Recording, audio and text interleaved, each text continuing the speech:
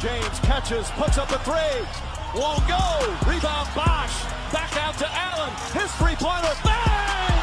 Tie game with 5 seconds remaining. Said to me, hey, instead of hosting the NBA Finals, why don't you do Doris' sideline reporter job for the NBA Finals? Because guess what that would clear the way for?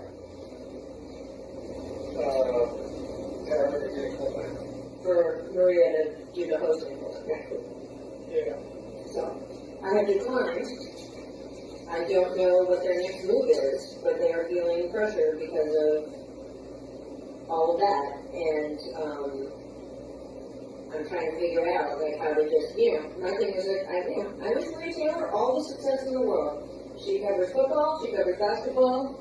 If you need to give her more things to do because you're feeling pressure about your crappy one-time record on diversity, which, by the way, I myself know personally from the female side of it, go for it.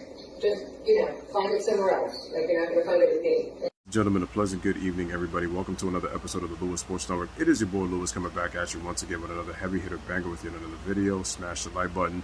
Hit the subscribe button. Make sure your notifications are turned on. Make sure you guys are sharing this on your social media platforms. Truly appreciate it. So, hope everybody is having a wonderful Monday evening. I hope you guys enjoyed the Reds and Royals game that I ended up doing commentary for. Continue to like those videos and, man, hit that subscribe button for me. I truly appreciate that. On to the video. So, this video, shout out to Anthony L, who made a request for a live stream, which I will be doing a live stream later on this week. But I wanted to do a quick synopsis of the video that I'm about to make. And this is woke feminism at its finest. Woke versus woke. Black feminism against white feminism.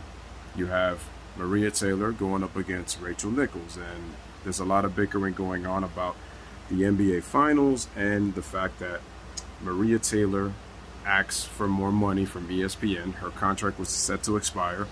ESPN made an offer of $5 million per year to Maria. But now, because she's asking for $8 million, they're thinking of now bringing it down to $2 or $3 million. She is supposed to be the host for the NBA Finals, doing coverage for the entire series. She was given that opportunity by ESPN.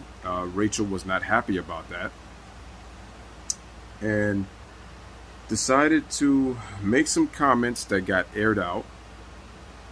And according to reports, she was speaking to LeBron's advisor, who was sick and tired of the Black Lives Matter movement, which is what Maria had been praised for. Because for those who don't know, people are going to say, well, Maria got the opportunity because she's a hardworking woman.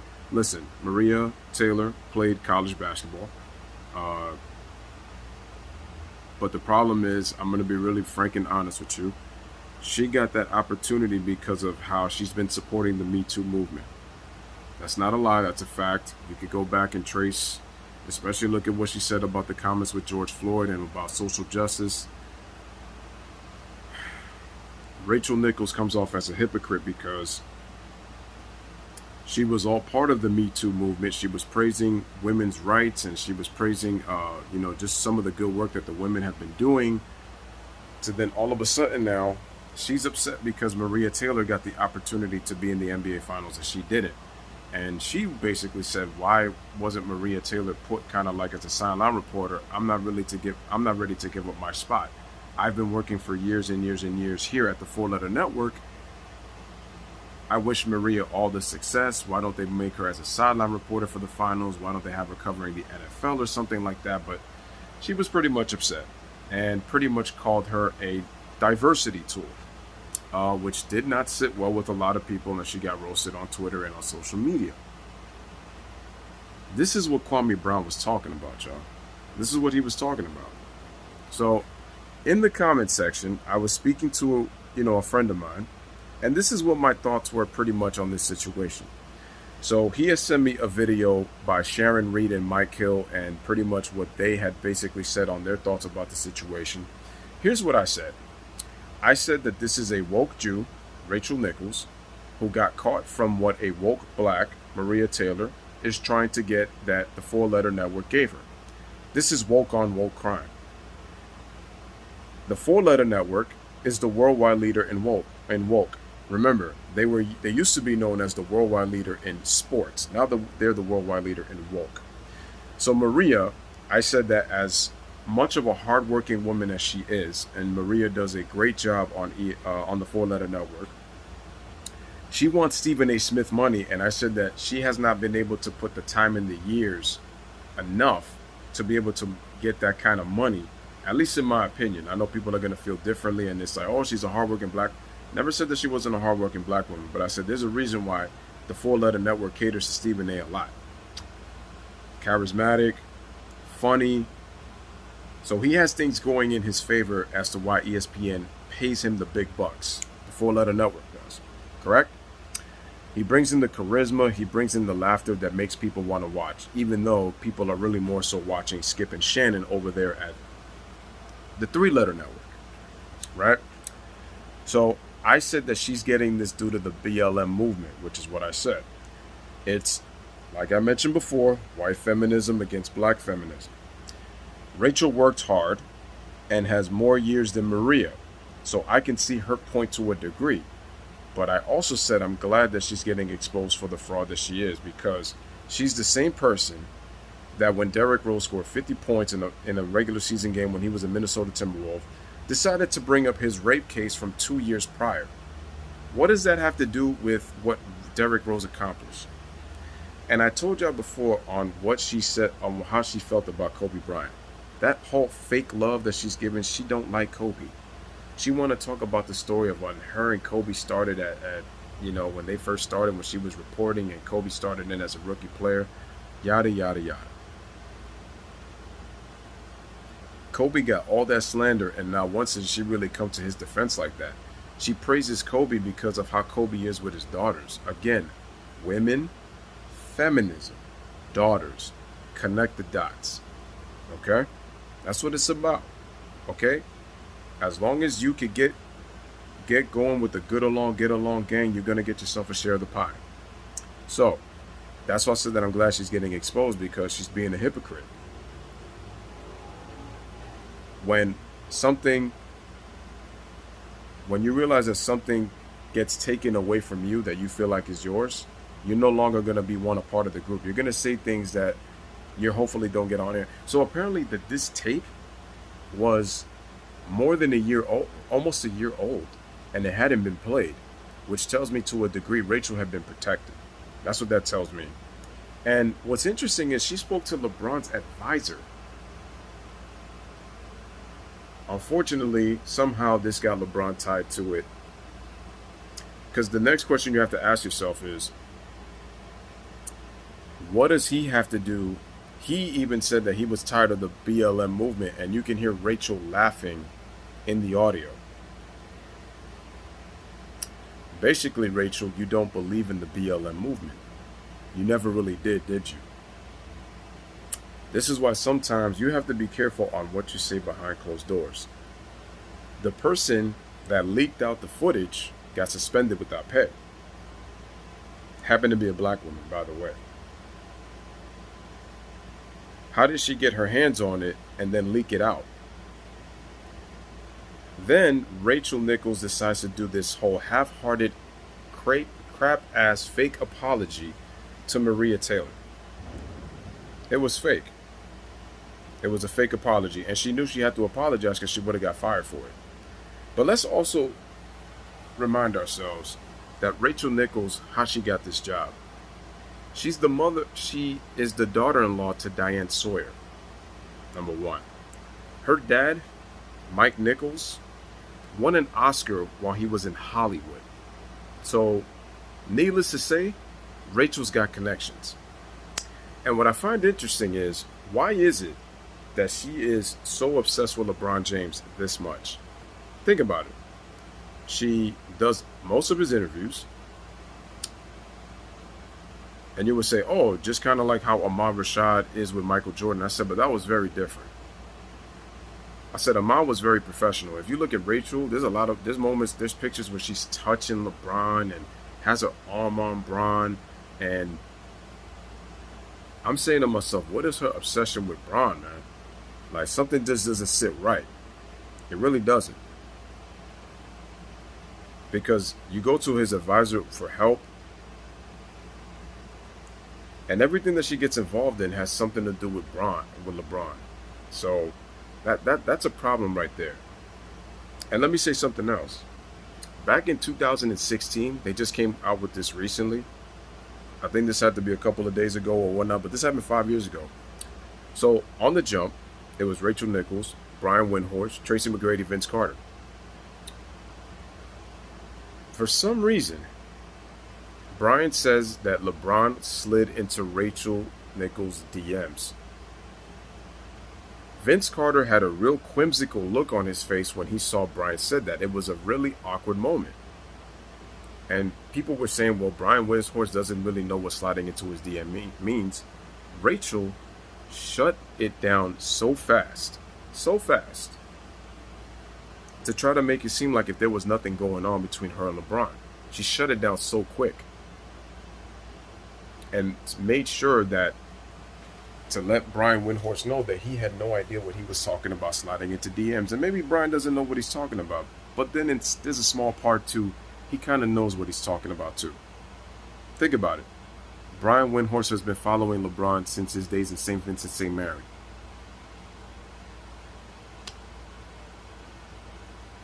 Did you see that Kendrick Perkins, part of the Clutch Sports, also Richard Jefferson Clutch Sports, they came to the defense of Rachel? Did you hear Steven Jackson and his comments? I told you, Steven Jackson lost all respect and credibility in my opinion because he wants to act like he's down for the cause with BLM with George Floyd, but then he wants to protect Rachel Nichols. There ain't no protecting, bro. And Rachel with that half-hearted fake-ass apology, and guess what? She got to keep her job. You know why she also got to keep her job? Not only did she have to apologize, but I don't think the four-letter network wanted to deal with Diane Sawyer or Mike Nichols. I don't think so. When you got those people in the back pocket, I don't think they wanted to hear from them. They not trying to face no lawsuit. So Maria Taylor was supposed to make $5 million a year. That was the offer, but she wants Stephen A. money. I think she's going off about it the wrong way, in my opinion. But like I said before, two wrongs don't make a right, and in this situation, both ladies are wrong for what they did. Both of them are. But all this is going to be doing is this is going to have people choose sides. Because it's a black woman and a white woman, the race card is going to somehow get involved. I told you this has feminism on it, and this is woke on woke crime. That's what this is. That's what this is. People may think different from what I have to say, but this is what I think it's happening. That's how I see it. Because it's the same thing too. It's like with Rachel, it's like you've taken opportunities from people like Lisa Salters, Carrie Champion. Don't get me started on Carrie Champion. At least she's been quiet. But Carrie Champion is along with that Go Along, Get Along gang too. Okay? Jamel Hill, Stephen A. Snitch, they all part of that Go Along, Get Along gang. But this is why Rachel got herself exposed, because now you can't be for women empowerment 1 minute and then all of a sudden now you're hating on because another female's getting another opportunity, to get a finals coverage. The biggest problem that they both have was this should have been handled closed doors. Because it's open in public, it's making everybody look bad. All parties involved are at fault. The four-letter network is at fault. The executives in their office, they're to blame for this. They thought that they could get a crack of the Me Too movement. They thought that it was going to get ratings and get a younger generation to follow. And look, it's backfiring. I told y'all about this, man. I told y'all about this. I told you that woke crap was going to come back and bite them in the ass. I told y'all. I told you. Look up BLM and see what they're really about. And I'm telling you, it's all a ruse. It's all a ruse. It's all about branding. It's all about money. I've said that, folks. I said this. Okay? That's what this is all about. So when you look at this Rachel Nichols, Maria Taylor situation, so I saw the Sharon Reed video with her and Mike Hill, and I hate to say this, it's not that they don't both make good points, but Sharon Reed, to me, comes off as a woman who has to get her way. And to me, she sounds like one of these woke people too. I'm going to be real honest with you. She really doesn't sound that much different from Rachel and Maria, to be honest with you. It's about who's in power, who gets what they want. That's what the woke power is about, man. The more woke you are, the more you're supported. When you say the most woke things, you get the full support from the woke system. That's what it's all about, folks. And that's what you really got to pay attention to. And I hate to say this, man. I'm concerned for Bron. I'm really concerned for Bron. Bron just had a situation with his son with the PA announcer, but now you got this issue because now Rachel's got the advisor. You know at some point they're going to ask Bron about this. About why did she ask LeBron's advisor, for advice. And then you had a close conversation that got leaked out somehow. Like I said, it makes all parties look bad. And now this has become entertainment because they're going to talk about this. I wonder what Stephen A. and Max, I wonder what they're going to say about this. Are the other people at the other corporation over there, are they going to address it? Who knows? What is Molly going to say? What is Molly Kiram going to say? Because she's all about that feminine empowerment herself, right? What is she going to say? Right? So we got to see what happens right here, man. But I get that Maria wants money. She's been with the 4-letter network for about 7 years now. It's like I said before, me personally, I don't think that she has to be, to me, captivating enough for her to be able to earn the money that she's going to earn. And like I said before, if Maria gets what she wants, she'll become another Rachel Nichols, just like Rachel Nichols is what she's been doing to other females in the industry too. And like I said, Rachel has perks. That's how she got in. It's not that Rachel hasn't worked hard, but come on. Daughter-in-law to Diane Sawyer, father won an Oscar while was in Hollywood. Come on, you're going to have some kind of perks right there, man. I'm sorry. So I get that she's worked hard, and I get it. There's going to be women who are going to be offended by this. There's people who are going to side with Rachel. There's people who are going to side with Maria Taylor. This is my opinion. This is two females who can be the most woke that's going to be in favor of the 4-letter network. They thought Michelle Beadle was hot, and look what they did to her after a couple of years. She got into a couple of issues, and she got booted off the 4-letter network. And the crazy part is people who used to work with her didn't even come to her defense. At least Rachel got some people. So like I said, we're going to see how this goes along. But the fact that she wanted to give that little half-hearted apology, I'm not buying it, man. I'm not buying it. I told y'all. Steven Jackson looking like a clown. And I told you, Mama's cooking has got the effect on these woke as social justice warriors. I told you. People can say what they want about Kwame Brown. He's full of it too. Again, that's your opinion. But at least he's right about one thing. The go along, get along gang is in full effect, and it's really showing now. And the 4-letter network is being hurt because two of their favorite wokes have an issue. And they got to figure out how they're going to solve this problem. It's like I said, two wrongs don't make a right. Black feminism against white feminism, woke on woke crime. That's just my thoughts. Let me know what you guys think in the comment section. As always, man, this is your boy Louis Sports Network. I will be doing a future live stream on this. Bless up. Live, laugh, love. Thank you guys for watching. And with heavy hearts, we welcome you to tonight's NBA Countdown. The truth is, we're all heartbroken, devastated, and exhausted. The truth is, we're an all-black crew. We're covering a mostly black league, and we just witnessed another reminder of our devastating reality. Black and brown people can be murdered while sleeping in their home when they are neither the subject of an investigation or possess a criminal record. And the police responsible for taking an innocent human being's life will not be held accountable. The truth is, the way we feel right now is way too familiar. But the honest truth is this: our reality in the face of injustice is we are expected to not only show up, but to perform. And like every athlete that takes the court tonight, we will do it with Breonna Taylor's family in our hearts and in our prayers. And we continue to hope that one day justice is served.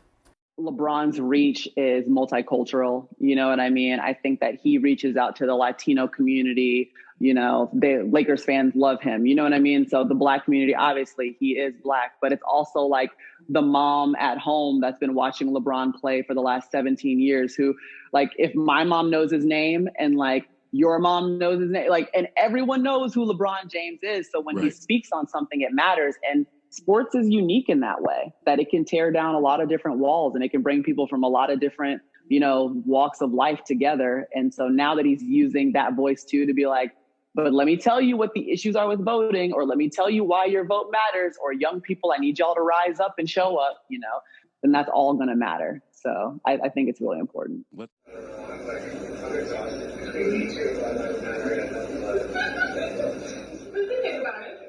Now, because let's quickly talk about Miss Rachel Nichols. Maria Taylor knows what a generational talent she is in the broadcasting world, so I don't even got to go there and hype her up. Let's talk about the fact that she actually played basketball. And if you want to go there, let's go there. Let's talk about how you're related to Diane Sawyer, arguably the queen of ABC.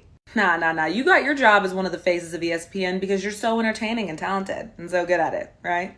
You are a woman in the sports world, and you sat there and you laughed about the Me Too movement, about your fellow women complaining about being sexually assaulted at work. You think that's funny? What really got me is you're tired of the Black Lives Matter movement because you weren't tired about posting about it or making your stupid little storybook monologues about it. Maybe instead of crying and calling Maria a diversity token, you can direct that energy to the people who think there can only be one woman on that stage. And if we're being real, Rachel Nichols is a subpar reporter.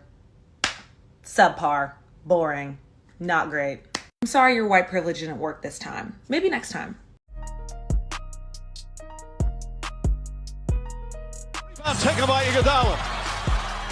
They do have a timeout. Decide not to use it. Curry, way downtown. Bang! Bang! Oh, what a shot from Curry!